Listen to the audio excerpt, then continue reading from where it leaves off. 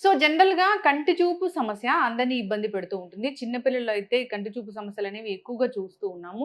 అసలు ఎందుకు ఈ ప్రాబ్లమ్స్ అనేవి వస్తూ ఉన్నాయి? సో ఐ ఇన్ఫెక్షన్స్ గురించి చెప్తూ ఉంటారు కదా! అసలు ఎన్ని రకాలున్నాయి? కంటి ఆరోగ్య పరీక్ష కోసం మనం ఎప్పుడు వెళ్ళాల్సి ఉంటుంది? మన కంటి చూపు మంచిగా ఉందో లేదో మనం తెలుసుకోవడం ఎలాగా? ఎలాంటి కంటి సమస్యలు రాకుండా జాగ్రత్తలు ఏం తీసుకోవాలి? పూర్తి వివరాలు తెలుసుకుందాం. ఈరోజు మనతో పాటు ఉన్నారు ప్రముఖ ఆఫ్థల్మాలజిస్ట్ డాక్టర్ రక్ష గారు from city eye hospital. Doctor గారు నమస్తే అండి. నమస్తే. డాక్టర్ గారు, ఈ ప్రపంచాన్ని చూడాలంటే మాకు కళ్ళు కావాలి.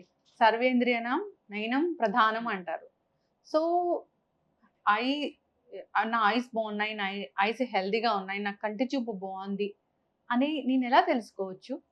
మెయిన్ ఏమంటే ఇప్పుడు మనం ఎలా రెగ్యులర్‌గా ఇయర్‌లీ హెల్త్ చెకప్ అనేది చేస్తామో, హ్మ్. అలాగే రెగ్యులర్‌గా ఐ చెకప్ అనేది కూడా మ్యాండేటరీగా చేసుకోవాలి. హ్మ్. ఇప్పుడు నాకేమి సింప్టమ్ లేదు కదా! ఎందుకు అనవసరంగా చెకప్ ఎందుకు అన్నట్టుగా ఇగ్నోర్ చేయకుండా ఇయర్‌లీ ఫాలో అప్‌లో ఉండాలి. ఓకే. యెస్. అయితే మ్యామ్ చాలా మందికి కంటి చూపు అనేది తగ్గుతూ ఉంటుంది. అసలు కంటి చూపు తగ్గడం అనేది జనరల్‌గా ఏ ఏజ్‌లో స్టార్ట్ అవుతుంది? యూజువల్‌గా ఇప్పుడు చిన్నప్పటి నుంచి పెద్ద అయిన ఏ ఏజ్‌లో కూడా కంటి ప్రాబ్లమ్ అనేది రావచ్చు. ఫస్ట్ మనకేమంటే చిన్న పిల్లల్లో రిఫ్రాక్టివ్ ఎర్రర్ అనేది ఇప్పుడు అందరూ స్పెక్ట్స్ ఏం వాడతారు కదా! ఈ పవర్ ప్రాబ్లమ్ అనేది ఇప్పుడు చాలా కామన్‌గా ఉంది. సో చిన్న ఏజ్‌లోనే ఏదైనా స్కూల్‌లో నాకు ఈ బోర్డ్ కనపడట్లా, నేను పక్క బుక్‌ని చూసుకొని రాసుకుంటున్నా అనేది చెప్తే అప్పుడు ఆ ఏజ్ బేబీలో కూడా మనము రిఫ్రాక్టివ్ ఎర్రర్ అనేది చూస్తాము. ఇప్పుడు దాని తర్వాత ఇప్పుడు మనకి ఎప్పుడు స్పెక్ట్సే లేదు అంటే వాళ్ళకి కూడా 40 ఇయర్స్ తర్వాత నియర్ చూపుకి కంపల్సరీగా అద్దలు అనేది వస్తుంది. సో 40 తర్వాత మనకి ఏమైనా దగ్గర కనపడట్లా అంటే మనం ఏజ్ ని 40 ఉన్నప్పుడు కూడా కొన్నిసారి 35లోనే ఉంచుతాము. అలా ఉండినా కూడా మనకి నియర్ కి కళ్ళకి స్ట్రెయిన్ అవ్వకూడదు అంటే నియర్ గ్లాసెస్ అయినా యూజ్ చేయాలి పడతాయి. ఓకే. దాన్ని రీడింగ్ గ్లాసెస్ అంటామా? అవును. రీడింగ్ గ్లాసెస్ ని ఎలా అంటే మీరు ఓన్లీ ఒకేషనల్ గా వాడొచ్చు. అన్ని మీకు ఫార్ సైట్ లో ఏమి ప్రాబ్లం లేదంటే ఓన్లీ రీడింగ్ గ్లాసెస్ వాడితే సరిపోతుంది. ఓకే మ్యామ్, చాలా చక్కగా చెప్పారు. ఇప్పుడు నేను ఒక కంటి డాక్టర్ని. నాకు 40 ఏళ్ళు వచ్చాయి. నాకు కంటి చూపుకు సంబంధించి ఎలా ఉందో తెలుసుకోవాలనుకుంటున్నానంటే నేను 40 ఇయర్స్ తర్వాత వెళ్ళాలా? లేదంటే ఒక ఏజ్ అప్పుడే వెళ్ళాలా జనరల్ చెకప్? జనరల్ చెకప్ అనేది యాక్చువల్ చెప్పాలంటే బేబీ పుట్టినప్పుడే ఒక జనరల్ చెకప్ హాస్పిటల్లోనే అవుతుంది. అంటే ఆఫ్థల్మాలజిస్ట్ చూడలేదు అంటే కూడా ఒక రూటీన్ చెకప్ ఐ నార్మల్ గా కనిపిస్తుందా అనేది చెకప్ అవుతుంది. ఇప్పుడు ఏమైనా మనకి రిస్క్ ఫ్యాక్టర్స్ అనేది ఉంటే ఈ బేబీలో మనము రెటినా ప్రాబ్లమ్స్ కానీ ఏదైనా కంజెనిటల్ ప్రాబ్లమ్స్ ని మనం సస్పెక్ట్ చేస్తున్నాం అన్నప్పుడు వెంటనే అప్పుడే ఆఫ్థల్మాలజిస్ట్ కి వాళ్ళే రెఫర్ చేస్తారు. వాళ్ళు చేయలేదంటే కూడా by 5 years of age A baby అయినా ఒక్కసారి ఐ డాక్టర్ దగ్గర ఖచ్చితంగా మ్యాండేటరీ చెకప్ చేయించాలి. ఓకే డాక్టర్ గారు, అయితే ఇప్పుడు చిన్న పిల్లల్లోనే కంటి చూపు సమస్యలు మనం ఎక్కువగా చూస్తూ ఉన్నాం. ఒకప్పుడు అంటే ఇప్పుడు నా ఏజ్ మీ ఏజ్ అప్పుడైతే అంత లేదు కంటి చూపు సమస్య. ఇప్పుడే ఎందుకు చిన్న పిల్లల్లో అంత ప్రాబ్లం అయింది? ఒకటి ఏమంటే మనకి మెయిన్ ఈ చూపు రిలేటెడ్ ప్రాబ్లం అనేది ఒక ఫ్యాక్టర్ జెనెటిక్ గా ఉంటది. అది మనం ఏమి చేయలేము. ఆ ఫ్యాక్టర్ ని మనం పక్కన పెడితే ఇప్పుడు మెయిన్ అవుతున్న ప్రాబ్లం అంటే ఈ స్క్రీన్ టైం యూసేజ్ అనేది. మెయిన్ మనకి రీసెర్చ్ లో కూడా తెలిసింది ఏమంటే చిన్న పిల్లల్లో పవర్ పెరగడం ఎక్కువ ఎవరికి ఉంటదంటే ఎక్కువ దగ్గర చూపు వర్క్ చేసే పిల్లల్లో పవర్ అనేది చాలా త్వరగా పెరుగుతుంది. ఆ ప్రోగ్రెషన్ అనేది ఫాస్ట్ గా ఉంటది. ఇప్పుడు దగ్గర వర్క్ అంటే అది రీడింగ్ కూడా ఉండొచ్చు, ఈ మొబైల్ వాడడం కూడా ఉండొచ్చు. ఇప్పుడు ఏమంటే ఈ పిల్లలు ఒక ఏజ్ కి వచ్చిన తర్వాత స్టడీస్ అనేది స్టార్ట్ అవుతుంది. మనం స్టడీస్ అనేది ఆపలేము. సో మనం ఆపుకోవాల్సింది అంటే ఈ ఫోన్ చూసే అలవాటు ఏముందో అది మనం ఎంత వరకు తగ్గిస్తామో అంత రిఫ్రాక్టివ్ ఎర్రర్ ప్రాబ్లం వచ్చే ఛాన్సెస్ తక్కువ ఉంటుంది. మెయిన్ ఏమంటే రిఫ్రాక్టివ్ ఎర్రర్ రాకూడదంటే మెయిన్ పిల్లలు బయట వెళ్ళి ఆడుకోవడం ప్రిఫరబుల్. ఈ ఇంట్లో ఫోన్ లో గేమ్స్ లో ఆడుకోవడం, కార్టూన్ చూడడం ఎంతవరకు మినిమల్ గా ఉంచితే అంత మంచిది. అంటే బ్యాక్ టు రూట్స్ అన్నమాట. ఒకప్పుడు ఎలా ఉన్నారో అలా ఉంటే సేఫ్. ఎస్ మ్యామ్, చాలా చక్కగా చెప్పారు. ఇప్పుడు తల్లిదండ్రులకు ఉంది, అమ్మ నానమ్మలకి ఉంది కంటి చూపు సమస్య చిన్న ఏజ్ లో అన్నప్పుడు ఇప్పుడున్న పిల్లల్లో రాకూడదు అంటే ఎలాంటి జాగ్రత్తలు ఉంటాయి? యూజువల్లీ ఏమంటే ఇప్పుడు కొన్ని ప్రాబ్లమ్స్ మాత్రమే ఫ్యామిలీ టు నెక్స్ట్ జనరేషన్ కి ట్రాన్స్ఫర్ అయ్యే ఛాన్సెస్ ఉంటది. లైక్ ఇప్పుడు నేను చెప్పినట్టు రిఫ్రాక్టివ్ ఎర్రర్, వాళ్ళ ప్రికాషన్స్ అంటే ఇప్పుడు జెనెటిక్ గా వచ్చేదాన్ని ఆపుకోవడానికి ప్రికాషన్ ఉండదు. బట్ ఆ ప్రాబ్లం ఉన్నప్పుడు చిన్న పిల్లలకి యంగ్ ఏజ్ లోనే ఆఫ్థల్మాలజిస్ట్ దగ్గర తీసుకొచ్చి టెస్ట్లని చేపిస్తే కొన్ని ప్రాబ్లమ్స్ ఎలా అంటే మనం అప్పుడే రికగ్నైజ్ చేస్తే దాన్ని పెరగకుండా చూసుకోవడానికి ట్రీట్మెంట్ ఇవ్వడానికి ఈజీగా ఉంటుంది. ఓకే, చక్కగా చెప్పారు మ్యామ్. అయితే ఇప్పుడు చిన్నపిల్లల్లో కంటి చూపు సమస్య వచ్చింది అప్పుడే అన్నప్పుడు దాన్ని ఎలా చెప్తారంటే ఇన్ని పాయింట్స్ ఉంది ఇలా చెప్తారా మ్యామ్ ఆ పవర్ అనేది? అవును. సో అది కళ్ళద్దాలు మీరు ప్రిస్క్రైబ్ చేస్తారు, వాడుతూ ఉంటే తగ్గిపోతుందా అంటే సరిగా అవుతుందా చూపు అనేది? ఇప్పుడు ఏమంటే చిన్న పిల్లల్లో మనకి ఈ రిఫ్రాక్టివ్ ఎర్రర్ లో కూడా చాలా రకాలు ఉన్నాయి. ఇప్పుడు మయోపియా అంటాము, హైపర్ మెట్రోపియా అంటాము, ఏస్టిగ్మాటిజం అంటాము. దాన్ని బట్టి ఇప్పుడు ఏ వెరైటీ ప్రాబ్లం ఉంది దాన్ని బట్టి ఉంటది. చాలా మంది చిన్న పిల్లల్లో పవర్ అనేది ప్లస్ సైడ్ ఉంటాయి, దాన్ని మనం హైపర్ మెట్రోపియా అంటాం. అది విత్ గ్రోత్ తగ్గే ఛాన్సెస్ ఉంది. బట్ మయోపియా అనేది ఉంటే చాలా వరకు అది ఇంకా పెరుగుతుంది, లేదంటే అదే స్టేజ్ లో ఉంటది, కానీ రివర్స్ వెళ్లే ఛాన్సెస్ తక్కువ. ఓకే, సో రివర్స్ వెళ్ళే ఛాన్సెస్ చాలా తక్కువ. డిపెండ్స్ ఆన్ మీరు చెప్పిన టైప్ ఆఫ్ పవర్, ఏ లాంటిది పవర్ ఉంది అనేది మనం చూసినప్పుడే అది ప్రోగ్రెస్ అయ్యే ఛాన్స్ ఉందా అనేది తెలుస్తుంది. మెయిన్ ఏమంటే మనం వెంటనే త్వరగా చెక్ చేసుకొని దానికి పవర్ ఇస్తే మెయిన్ ప్రోగ్రెషన్ అయ్యే ఛాన్సెస్ కొంచెం వరకు తగ్గుతుంది. మెయిన్ మనకి ఇంకా ఇంపార్టెంట్ ఏమంటే చిన్న పిల్లలకి కంటి లోపల ఉండే నరం రెటినా అని మనం ఏం చెప్తామో ఆ రెటినా డెవలప్మెంట్ ఆ ఏజ్ లోనే అవుతుంది. ఒక 10 years అయిపోయిన తర్వాత రెటినా డెవలప్మెంట్ అవ్వాలంటే ఛాన్స్ ఉండదు. రెటినా డెవలప్మెంట్ అవ్వాలంటే కరెక్ట్ గా లైట్ రేజ్ అనేది వెళ్ళి రెటినా మీద పడాలి. ఇది ఇప్పుడు పవర్ ఉండే పిల్లల్లో ఆ రేజ్ రెటినా వరకు వెళ్ళవు. సో మనం గ్లాసెస్ ఇచ్చి ఆ లైట్ రేజ్ ని రెటినా వరకు తీసుకెళ్తే రెటినా స్ట్రెంగ్త్ బాగుంటది. లేదంటే ఇప్పుడు చిన్న పిల్లల్లో మీరు ఆ యంగ్ ఏజ్ లో అద్దాలు ఇవ్వకుండా 10 years అయిపోయిన తర్వాత మనం అద్దాలు ఇచ్చినా కూడా విత్ కలద్దాలు పెట్టుకున్నా కూడా చూపు అనేది వస్తుంది అనేది మనం చెప్పలేము. సో ఇలాంటి ఇర్రివర్సిబుల్ డ్యామేజ్ అవ్వకుండా ఉండాలంటే కరెక్ట్ టైంలో స్పెక్ట్స్ అనేది వాడాలి. మరి మ్యామ్ పిల్లలకి కంటి చూపు సమస్య వచ్చిందంటే వాళ్ళకి సర్జరీ చేయొచ్చు కదా? యూజువలీ ఈ సర్జరీ అనేది ఏముంది, మనం యూజువలీ దాన్ని రిఫ్రాక్టివ్ సర్జరీ అంటారు. రిఫ్రాక్టివ్ సర్జరీ ఎప్పుడు మనం చేస్తామంటే ఇప్పుడు ఎలా బాడీలో గ్రోత్ అనేది ఒక స్టేజ్ అయిన తర్వాత హైట్ 18 years తర్వాత చాలా మంది హైట్ పెరగదు. సో ఆ గ్రోత్ అవుతున్న స్టేజ్ లో మనం ఎప్పుడు ఈ రిఫ్రాక్టివ్ సర్జరీ అనేది చేయకూడదు. సో మనం ఈ రిఫ్రాక్టివ్ సర్జరీ చెయ్యాలంటే మినిమం అనేది 18 years తర్వాతనే మనం చెయ్యాలి. 18 years అవ్వాలి కంపల్సరీగా. సో చిన్న పిల్లలకి ఈ రిఫ్రాక్టివ్ సర్జరీ గానీ లాసిక్లు గానీ ఎప్పుడు చేయము. ఓకే, సో అంటే అప్పటి వరకు వాళ్ళు కళ్ళద్దాలతోనే మేనేజ్ చేసుకోవాలి. ఇప్పుడు చిన్నపిల్లల కళ్ళద్దాలు అంటే మ్యామ్ ఎంత బాధాకరంగా ఉంటుందో కదా. సో కొందరు అయితే పెద్ద పెద్ద థిక్ ఉన్న అద్దాలు ఉన్నాయి పెట్టుకుంటూ ఉంటారు. సో అది ఎప్పుడు మ్యామ్ అలాంటివి పెడతారు? అంటే ఇప్పుడు మనకి పవర్ ఏ రేంజ్ లో ఉంది దాన్ని బట్టి ఉంటది. ఇప్పుడు డిటెక్ట్ అయ్యేటప్పుడు పవర్ చాలా తక్కువ ఉంటే దాన్ని బట్టి థిక్నెస్ కూడా తక్కువగా ఉంటాయి. చాలా మందికి హై మయోపియా అంటాం. హై మయోపియా అంటే పవర్ రేంజ్ కూడా 6 పైన ఉంటది, 6, 7, 10, చాలా మందికి 18 పవర్ వరకు ఉండొచ్చు. అలా ఉండేనప్పుడు పవర్ మనం బయట పెట్టే గ్లాసెస్ కూడా చాలా లావుగా ఉంటాయి. ఓకే, సో అలాంటి ఉన్నప్పుడు అది పెట్టుకున్నది చూడడానికి బాధగా ఉంటది. బట్ అట్లీస్ట్ ఆ పిల్లలకి చూడడానికి ఈ ప్రపంచాన్ని చూడాలంటే విజన్ అనేది ఉండాలి. ఇప్పుడు అది లేదంటే వాళ్ళకి ఏమీ కనపడదు. ఇప్పుడు అలా ఉన్నప్పుడు ఏమంటే నార్మల్ గా నర్వ్ డెవలప్మెంట్ కూడా అవ్వాలి. ఇప్పుడు ఏమి చూడలేదంటే వాళ్ళ స్టడీస్ అవన్నీ అలా తగ్గుతుంది.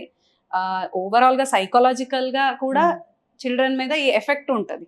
సో మనం విత్ స్పెక్ట్స్ వాళ్ళని చూసినా పర్లేదు, వాళ్ళు యాక్చువల్లీ బయట ప్రపంచాన్ని చూడాలి. అలా. ఎస్, అయితే మ్యామ్ ఇప్పుడు కళ్ళద్దాలు వాళ్ళు వాడుతూ ఉన్నారు. సో ఇప్పుడు ఒక 10 years వచ్చాయి, వాళ్ళకి అవగాహన వచ్చింది అన్నప్పుడు దాని బదులుగా లెన్స్ ఏమైనా ఇస్తారా?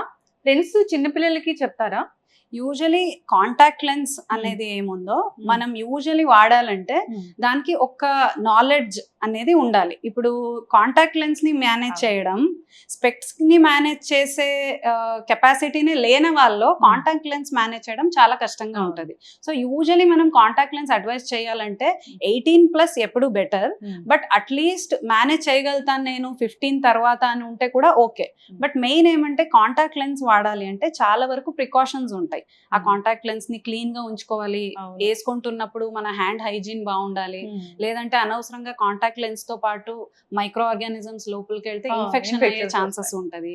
చాలా ప్రికాషన్స్ ఉంటాయి. ఇప్పుడు అంటే ఇన్నేళ్ళ ఎక్స్పీరియన్స్ కదా మీది, ఈ కంటి చూపు సమస్యతోని పెద్దవాళ్ళు వస్తున్నారా చిన్నవాళ్ళు వస్తున్నారా? యాక్చువల్ చెప్పాలంటే మనది స్పెక్ట్రమ్ ఎలా ఉందంటే చాలా చిన్న వాళ్ళు వస్తారు, చాలా పెద్దవాళ్ళు వస్తారు, మధ్యలో ఉండే వాళ్ళు స్పెక్ట్స్ వాడి ఇంకా నేను వాడలేను అని రిఫ్రాక్టివ్ సర్జరీ కోసం వస్తారు. సో ఐ ప్రాబ్లం అనేది నిజంగా చెప్పాలంటే అన్ని ఏజ్ గ్రూప్ లో చాలా కామన్ గా ఉంది. మ్యామ్ ఒకసారి కళ్ళద్దాలు రాశారు మీరు, నేను ఒకసారి వచ్చాను మీ దగ్గరికి, అంటే ఫాలోఅప్ కి అనేది రావాలిగా, ఎన్నాళ్ళకి ఒకసారి ఉంటుంది? యూజువలీ మీకు పవర్ ఒక్కసారి స్టేబుల్ అయింది అంటే దాని తర్వాత మీరు ఇయర్లీ చెకప్ చేసుకుంటే సరిపోతాయి.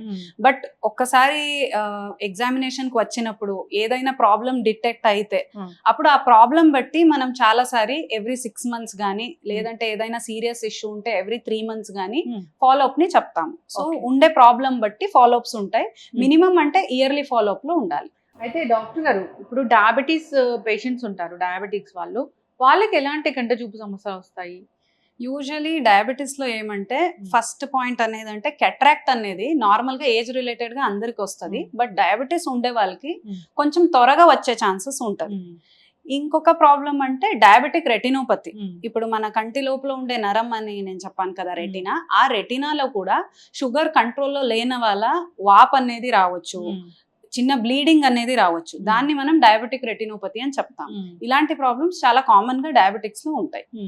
వాళ్ళకి ఇప్పుడు కంటి చూపు సమస్య వస్తే సర్జరీ చేస్తారా? ఇప్పుడు ఏమంటే మెయిన్ పేషెంట్ మన దగ్గర వచ్చినప్పుడు ఎగ్జాక్ట్ గా ఏ ప్రాబ్లం వాళ్ళకు ఉంది అనేది చూసుకుంటాం. ఇప్పుడు నేను చెప్పినట్టుగా డయాబెటీస్ వల్ల కెట్రాక్ట్ వస్తే డెఫినెట్ గా అది total preventive cause of blindness. అంటే మనం దాన్ని సర్జరీ చేసి కంప్లీట్ గా నార్మల్ విజన్ వచ్చేంత ఛాన్సెస్ ఉంటుంది కెట్రాక్ట్ లో. సో అప్పుడైతే డెఫినెట్ గా సర్జరీకి వెళ్తాము. ఇంకా రెటినా ఇష్యూ ఉంటే రెటినా కండిషన్ ఎలా ఉంది దాన్ని బట్టి అసెస్ చేసి దానికి కూడా చాలా ట్రీట్మెంట్స్ ఉన్నాయి. లైక్ రెటినాలో లేజర్స్ ఉన్నాయి, తర్వాత రెటినాలో ఇంజెక్షన్స్ ఉన్నాయి. అలాంటిది ఏమైనా అవసరం ఉందా, లేదంటే రెటినా సర్జరీ ఏమైనా అవసరం ఉందా అనేది చూస్తాం. నార్మల్ పీపుల్ కను డయాబెటీస్ ఉన్న వాళ్ళకి ఏదైనా సర్జరీ అంటే ఖచ్చితమైన జాగ్రత్తలు తీసుకోవాలని చెప్తూ ఉంటారు. ఇప్పుడు మీరు ఇలాంటి వాళ్ళకి చేయాలంటే ఇప్పుడు ఒక డయాబెటాలజిస్ట్ ని సలహాతోని చేస్తారా మ్యామ్? ఎలా చేస్తారు? యూజువల్ ఏమంటే మనం ఈ సర్జరీని ప్లాన్ చేయకముందు పేషెంట్ ది బ్లడ్ షుగర్ వాల్యూ అనేది కంట్రోల్లో ఉండాలి. షుగర్ స్టేటస్ అనేది ఎప్పుడు కంట్రోల్లో ఉంటుందో అప్పుడే మనము సర్జరీని చేస్తాము. సో ఇప్పుడు పేషెంట్ ఆల్రెడీ ట్రీట్మెంట్ వాడుతూ ఉన్నారంటే వాళ్ళ కన్సర్న్డ్ డయాబెటాలజిస్ట్ తో ఒపీనియన్ తీసుకొని షుగర్ మంచిగా కంట్రోల్లో ఉంది, you can go head with surgery అన్నప్పుడే మనము సర్జరీని ప్లాన్ చేస్తాం. ఓకే, చక్కటి ఇన్ఫర్మేషన్ మ్యామ్. అయితే అసలు కంటి చూపు సమస్యలే మాకు రాకూడదంటే? కొన్ని సమస్యలు రాకూడదంటే కొన్ని మన చేయిలో ఉన్నాయి. లైక్ ఫర్ ఎగ్జాంపుల్ ఇప్పుడు అందరికి చాలా కామన్ గా వస్తున్న ఇప్పుడు కరెంట్ ప్రాబ్లం అంటే డ్రై ఐ. చెప్పడానికి చాలా సింపుల్ గా అనిపిస్తుంది, డ్రై అవుతాయి అనేది అంతే అనిపిస్తుంది. బట్ యాక్చువల్లీ ఇప్పుడు ఆ మెజారిటీ ఎంత ఉంది అంటే బేసికలీ మన స్క్రీన్ టైం పెరగడం వల్ల, తర్వాత ఈ డస్ట్ కి ఎక్స్పోజ్ అవడం వల్ల, ఇప్పుడు మనం సిటీలో ఉన్నామంటే ఆ పొల్యూషన్ కూడా అదే రేంజ్ లో ఉంటది. సో ఇవన్నీ చేయడం వల్ల ఏమవుతుందంటే డ్రై ఐ అనేది చాలా కామన్ గా వస్తుంది. సో దీన్ని మనం ఏమంటే కొంచెం స్క్రీన్ టైం మనకి కంట్రోల్ చేయడానికి అవుతుంది అంటే కొంచెం చెయ్యాలి. తర్వాత స్క్రీన్ టైం మధ్యలో మనం కొంచెం గ్యాప్ తీసుకోవాలి. గ్యాప్ తీసుకున్నప్పుడు ఏమంటే స్క్రీన్ ని లెవెల్లో చూడకుండా కొంచెం దూరం చూస్తూ ఉంటే, మన నార్మల్ బ్లింక్ రేట్ ని నార్మల్ గా ఉంచుకుంటే కొంచెం వరకు ఆ డ్రైనెస్ అనేది మనం కాపాడుకోవచ్చు. అసలు ఎంత డిస్టెన్స్ ఉండాలి టీవీ చూడాలంటే?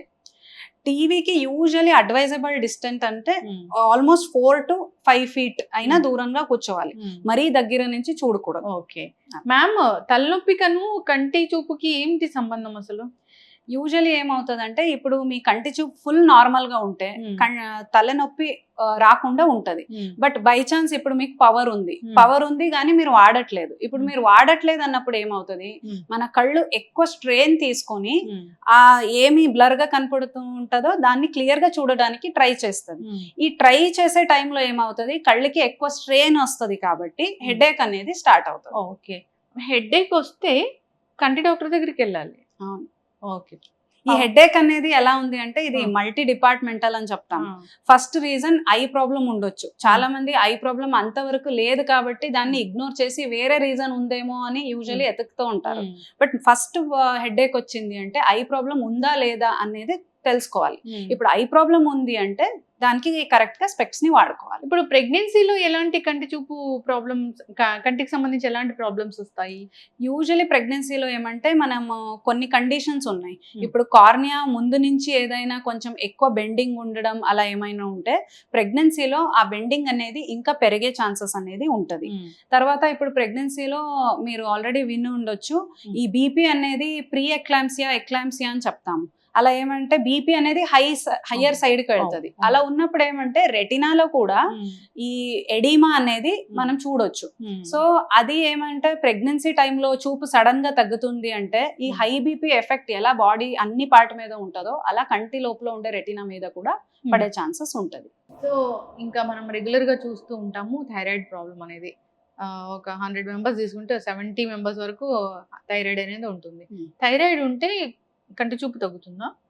థైరాయిడ్ లో ఏమంటే మనకి మళ్ళీ థైరాయిడ్ లో హైపర్ థైరాయిడిజం, హైపోథైరాయిడిజం అనేది ఉంటది. చాలా వరకు ఏమంటే హైపర్ ఉన్నప్పుడు థైరాయిడ్ వాల్యూస్ ఎక్కువ ఉన్నప్పుడు థైరాయిడ్ ఆఫ్థల్మోపతి అనేది ఒక టర్మినాలజీ ఉంది. అందులో ఏమవుతుంది మెయిన్లీ అంటే చాలా వరకు మన ఐబాల్ కొంచెం ముందుకు వచ్చినట్టుగా ప్రాప్టోసిస్ అని చెప్తాము, అలాంటి ప్రాబ్లమ్స్ రావడం. ఇప్పుడు ఏమంటే అది నార్మల్ పొజిషన్ నుంచి కదిలిందంటే దాని నుంచి secondary changes, cornea damages, dryness రావడం అవన్నీ స్టార్ట్ అవుతాయి. దీంతో పాటు ఏమంటే మెయిన్ మజల్ మీద కూడా ఎఫెక్ట్ ని చూపిస్తుంది. ఇప్పుడు కంటి లోపల ఉండే మజల్స్ మీద థైరాయిడ్ వల్ల ఇబ్బంది స్టార్ట్ అయింది అంటే అప్పుడు మేజర్ గా కంట్లో మెల్లగా మూవ్మెంట్స్ చేయడం కూడా చాలా రిస్ట్రిక్టివ్ గా, ఫైనల్ స్టేజ్ కి వెళ్తే కొంచెం స్క్వింట్ ఉందేమో అని డౌట్ వచ్చినంత స్టేజ్ కి కూడా వెళ్ళొచ్చు. ఇది చాలా కామన్ అంటే థైరాయిడ్ ఎక్కువ ఉన్నప్పుడు. బట్ ఒక 5 to 10% హైపోథైరాయిడిజం లో కూడా ఈ చేంజెస్ ని మనం చూడొచ్చు. ఓకే, ఇప్పుడు అసలు కళ్ళు శుభ్రం చేసుకోవాలి అంటే ఒక పద్ధతి ఏమైనా ఉంటుందా? కంటికి శుభ్రత అనేది అసలు అవసరమా? యాక్చువల్ చెప్పాలంటే మన బాడీలో న్యాచురల్ ప్రాసెస్ ఎలా ఉంటది అంటే ఐని ఆల్రెడీ మన కంటి లోపల ప్రొడ్యూస్ అయ్యే టియర్ సెక్రీషన్స్ ఏమున్నాయి కదా అవే క్లీన్ చేస్తాయి. మనం సపరేట్ గా ఐ క్లీనింగ్ అనే సిస్టమ్ అవసరం ఉండదు. మనం ఇంకా క్లీన్ చేసుకోవాలంటే మనం బయట నుంచి లోపలికి వచ్చినప్పుడు డస్ట్ గానీ ఏదైనా రెప్పల మీద ఉంటే మరీ ఫోర్స్ఫుల్ గా వాటర్ ని కొట్టకుండా జస్ట్ ఒక మైల్డ్ కోల్డ్ వాటర్ లో ఐ క్లోజ్ చేసుకొని మనం రెప్పల్ని వైప్ చేసుకోవచ్చు. దానికైనా ఎక్కువ మనకి ఐ క్లీనింగ్ గానీ వాషింగ్ ప్రాసెస్ గానీ ఏమీ అవసరం ఉండదు. అయితే మేము చాలా మంది కంట్లో రకరకాల, ఇప్పుడు కళ్ళు కలకలు లాంటివి వచ్చినప్పుడు రకరకాల లూబ్రికెంట్స్ అనేవి పెడుతూ ఉంటారు. మీకు తెలుసు జనరల్ పరిభాషలో వేపకాయలు ఇలా దొరుకుతూ ఉంటాయి, వాటిని పెడుతూ ఉంటారు. మంచిదేనా అది? యూజువల్లీ ఏమంటే కళ్ళు కలకలు వచ్చినప్పుడు ఫస్ట్ అయితే మీరు ఐ డాక్టర్ దగ్గర రావాలి. ఎందుకంటే చూడడానికి అన్ని కళ్ళు కలకలు ఒకలాగా అనిపిస్తుంది. బట్ మన సివియారిటీ బట్టి ఏ పార్ట్ కి ఇన్ఫెక్షన్ వచ్చింది దాన్ని బట్టి మనము యాంటీబయాటిక్ అనేది అడ్వైస్ చేస్తాము. సో సెల్ఫ్ మెడికేషన్ చేయకుండా ఉండడమే సేఫర్ సైడ్. ఎస్, ఫైనల్ గా ఇప్పుడు కంటి చూపు మెరుగుపడడానికి కొన్ని రకాల ఆహారాలు ఉంటాయి, లేకపోతే కంటి చూపు మెరుగుపడాలంటే మీరు ఎక్సర్సైజ్ చేసుకోవాలి, లేకపోతే జాగ్రత్తలు తీసుకోవాలి అంటే ఏమైనా ఉంటాయా మ్యామ్? యూజువల్లీ ఏమంటే గ్రోత్ ఫేజ్ లో ఉన్నప్పుడు అంటే మనకి విటమిన్ ఏ రిచ్ ఫుడ్స్ ని తీసుకోవాలి. ఇప్పుడు క్యారెట్ గానీ, లీఫీ వెజిటేబుల్స్ గానీ, మిల్క్ గానీ ఎక్కువ తీసుకోవాలి. అది ఏమంటే చిన్నప్పుడు ఏజ్ లో ఉన్నప్పుడు అది చాలా ఇంపార్టెంట్ అవుతుంది.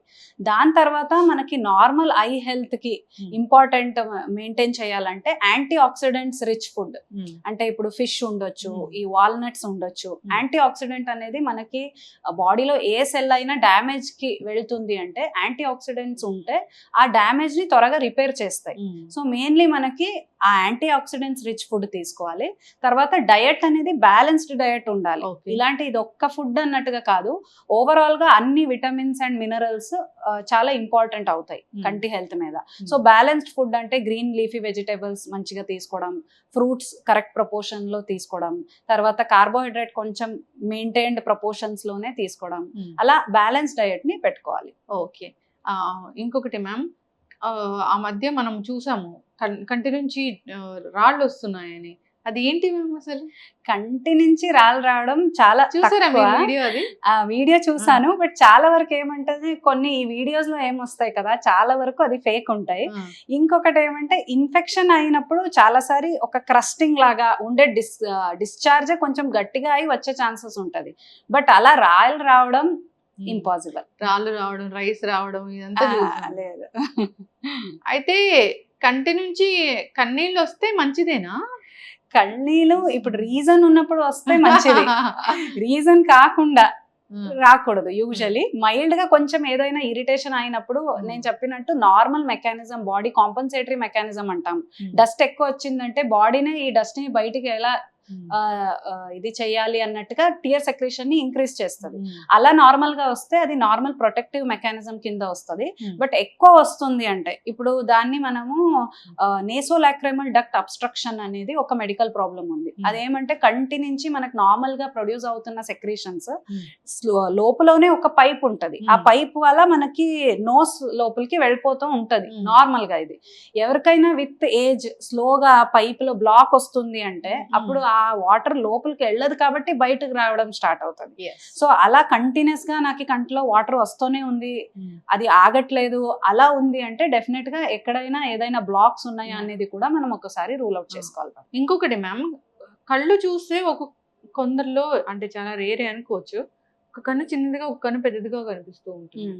అది ఎందుకు? ఇది ఏమంటే మనము అందులో చాలా అగైన్ టైప్స్ ఉన్నాయి. బట్ చాలా వరకు ఇప్పుడు మనము టోసిస్ అనే ఒక కండిషన్ ఉంది. అందులో ఏమంటే మన ఐలిడ్ ఏముంది నార్మల్ కి కంపేర్ చేస్తే కొంచెం కిందకు ఉంటుంది. ఇప్పుడు దాని వల్ల మనం చూస్తే ఒక ఐ చిన్నగా ఉంది, ఒక ఐ పెద్దగా ఉంది అనే ఫీల్ ఇస్తుంది. బట్ మెయిన్లీ అది ప్రాబ్లం ఐబాల్ ది కాకుండా ఐలిడ్ ప్రాబ్లం ఉంటుంది. అలా ఉండేప్పుడు ఆ ఐలిడ్ కి మనం సర్జరీ చేసి నార్మల్ పొజిషన్ కి తెస్తే అప్పుడు ఐబాల్స్ నార్మల్ గా కనిపెడతాయి. ఇది కూడా ఒక కామన్ కండిషన్. ఇప్పుడు ఈ కనుగుడ్డు అనేది కంటి నిండా ఉంటే మంచిదా? కొందరిలో కొంచెం గ్యాప్ ఉంటది కదా, అలా మంచిదా? యూజువల్ గా నార్మల్ గా చెప్పాలంటే మన ఐలిడ్స్ రెండు ఆ నల్లగుడ్డు కార్నియా అని ఏం చెప్తాను కదా, దాని వరకు రావాలి. ఆ వైట్ ఏరియా అనేది యూజువల్ గా కనపడకూడదు. అది యూజువలీ మనం స్క్లీరల్ షో అంటాము. నేను చెప్పినట్టు థైరాయిడ్ ప్రాబ్లం ఉండే వాళ్ళకి ఎక్కువ ఆ వైట్ ఏరియా కనపడడం స్టార్ట్ అవుతుంది. ఎందుకంటే వాళ్ళ ఐలిడ్ కి థైరాయిడ్ ప్రాబ్లం రిలేటెడ్ గా ఆ ఐలిడ్ అనేది కొంచెం పైకి వెళ్ళడం స్టార్ట్ అవుతాయి. బట్ నార్మల్ గా అయితే చుట్టూ వైట్ కనపడకూడదు, పైన కింద కనపడకూడదు. మ్యామ్, కొందరికి కనుగుడ్లు బయటకు వచ్చినట్లుగా ఉంటాయి, కొందరికి మామూలుగా ఉంటాయి. అంటే నార్మల్ మన కళ్ళు ఎలా ఉంటాయి అలా ఉంటాయి. కొందరు కనుగుడ్లు పెద్దగా బయటకు వచ్చినట్లుగా కనిపిస్తాయి. అలాంటి వాళ్ళలో ఈ కంటికి సంబంధించిన సమస్యలు ఏమైనా ఎక్కువగా వచ్చే అవకాశం ఉంటుందా? యూజువల్లీ ఏమంటే మనకి ఈ బయటకు వచ్చడం అంటే చాలా మందికి అది నార్మల్ గా ఉంటాయి. ఎందుకంటే మనం ఐస్ లో కూడా డీప్ సెట్ ఐస్ అని చెప్తాము. ఈ ఐబ్రో పైన ఉండే బోనీ ఫార్మేషన్ చాలా సిగ్నిఫికెంట్ గా ఉంటే కళ్ళు లోపలికి ఉన్నాయనే ఫీల్ ఇస్తుంది. అలా ఉన్నప్పుడు ఐ నార్మల్ గా ఉంటది, ఎందుకంటే లిడ్ అనేది మంచిగా కవర్ అవుతూ ఉంటది. బట్ ఏదైనా అబ్నార్మాలిటీ వల్ల ఐలిడ్ అనేది మొత్తం కవర్ అవ్వట్లా, ఇప్పుడు మనం పడుకున్నప్పుడు మన ఐలిడ్ మొత్తం క్లోజ్డ్ గా ఉండాలి. అప్పుడే మన లోపల ఉండే కార్నియా ట్రాన్స్పరెంట్ గా ఉంటది, ఏమి డ్యామేజ్ అవ్వకుండా ఉంటది. బట్ బై ఛాన్స్ పడుకున్నప్పుడు కూడా ఐబాల్ పెద్దగా ఉండడం వల్ల గ్యాప్ వచ్చేస్తుంది అంటే డెఫినెట్లీ కార్నియా స్లోగా డ్యామేజ్ కి వెళ్తుంది. అలా ఉన్నప్పుడు మనం దానికి స్పెసిఫిక్ ట్రీట్మెంట్ ని తీసుకోవాలి. చక్కగా చెప్పారు మ్యామ్. ఇంకా చాలా ఉన్నాయి కంటికి సంబంధించిన విషయాలు మాట్లాడడానికి. సిరీస్ అనేది మనం కంటిన్యూ చేద్దాం మ్యామ్. చాలా చక్కటి ఇన్ఫర్మేషన్ మ్యామ్. ధన్యవాదాలు. థ్యాంక్ యూ అండి. Thank you so much for having me.